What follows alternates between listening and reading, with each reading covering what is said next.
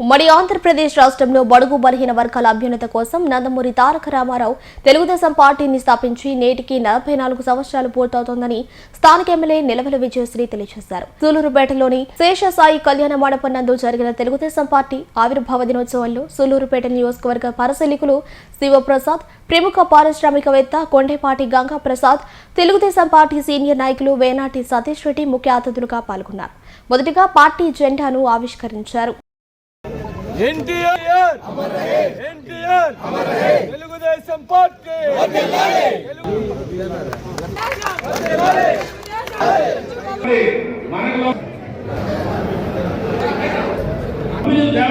ఇప్పుడు మళ్ళీ చంద్రబాబు నాయుడు గారు, లోకేష్ బాబు గారు కలుసుకొని మరి కూటమి ప్రభుత్వం, పవన్ కళ్యాణ్ గారు ఈ రోజు ఇన్ని కంపెనీలు తీసుకొస్తే బుద్ధి లేకుండా, సిగ్గు లేకుండా ఇంకొకరికి చేయలేరు, రాష్ట్రం అభివృద్ధి కాకూడదు, ఎప్పుడు కూడా రౌడీజం పరిపాలన కోసం మీరు ఎదురు చూస్తూ ఉన్నారు.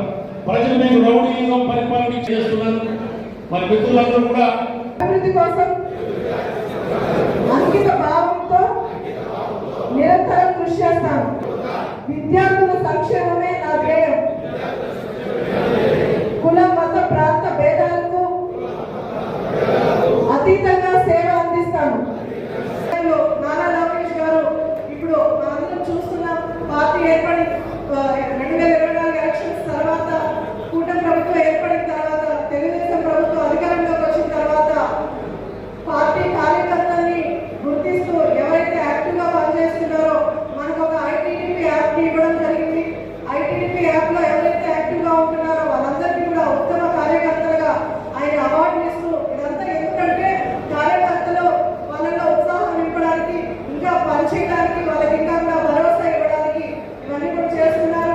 కాబట్టి కార్యకర్తలు కూడా యాక్టివ్ గా పనిచేస్తూ మీరు ఏ కార్యక్రమంలో మీరు పార్టిసిపేట్ చేసిన ఐటీడీపీ యాప్ లో మీరు అప్లోడ్ చేయండి.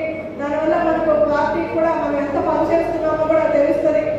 అలాగే ముఖ్యంగా మన నియోజకవర్గానికి తీసుకుంటే ఎంతో మంది సీనియర్ నాయకులు తెలుగుదేశం పార్టీలో ఉంటూ పార్టీని ముందుకు నడిపించడం జరిగింది. మన గౌరవనీయులు నారాయణ గారు కానీ, మన ఆనంద్ సీఎం గారు దాన్ని ఎంతో సేవా టెక్నాలజీతో చాలా కష్టపడి 2500 ఇల్లు అంటే 2500 హౌసెస్ నాయుడుపేట, అదేవిధంగా దాదాపు 20,000 సూలూరుపేట, అంటే ఇంటి కళ సహకారం చేసేదానికి కోరుకుని 90% పనిచేసిన పనిని నిర్వీర్యం చేసి 5 సంవత్సరాలు ఎవరి వల్ల ఈ దురాగతంగా, అంటే 5-6 సంవత్సరాలు కలిపి 7 సంవత్సరాలుగా పాడుపడుతూ ఎన్నుకున్నాయి. మళ్ళా రేపు ఆయన చేతుల మీద